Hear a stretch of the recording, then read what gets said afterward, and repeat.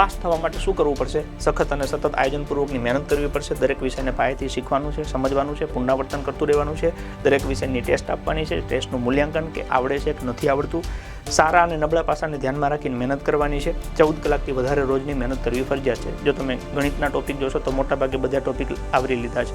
રિઝનિંગમાં મોટાભાગે બધા ટોપિક આવરી લીધા છે. ક્યાંક એક પ્રશ્ન, ક્યાંક 2 પ્રશ્ન, ક્યાંક 5 પ્રશ્ન, જે મજા આવે પણ એ પ્રમાણે બધા ટોપિક કવર કરવાનો પ્રયત્ન કરેલો છે.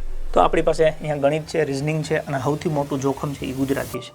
કોન્સ્ટેબલમાં ગઈ વખતે ગુજરાતીમાં જે પ્રમાણે 10 પ્રશ્ન પૂછ્યા હતા એવા 10 પ્રશ્ન પૂછે તો એનો કોઈ સમાધાન નથી. એનો એક જ સમાધાન છે કે એને ઈ કરીને મૂકી દો. બાકી ગુજરાતીમાં એવી રીતના મન પડે એમ ખાલી જગ્યા પૂછે કે આ ખાલી જગ્યામાં શું આવે તો એ તો કોઈ દી ભેગું થાય એવું મને નથી લાગતું. એટલે એને હળી કહેવાય. જો એવી હળી કરે તો એને ઈ જ કરવું પડે. પછી એમાં જોખમ લો તો 10 પ્રશ્નો ખોટા પડે તો એ 2.5 માઇનસ થાય તો એ અઘરા પડે. એટલે ગુજરાતી છે એ જોખમ છે જ તે. બાકી ગણિત, રિઝનિંગ આ વખતે PSIમાં પૂછ્યું એવું ને એવું પૂછે તો વાંધો ન આવે. આગલી વખતે કોન્સ્ટેબલમાં એવું પૂછ્યું 32 નોય થવા દે. સામે ઓકે બંધારણ, વિજ્ઞાન, સામાન્ય જ્ઞાન, કરંટ, ઇતિહાસ, ભૂગોળ, વારસો, પર્યાવરણ આ બધા વિષય એવા છે કે જેમાં તમે મહેનત કરો તો આરામથી 40% પ્લસ માર્ક્સ થાય. એમાં વાંધો નહીં આવે. વાંધો છે એ આમાં જ છે પાર્ટ એમાં.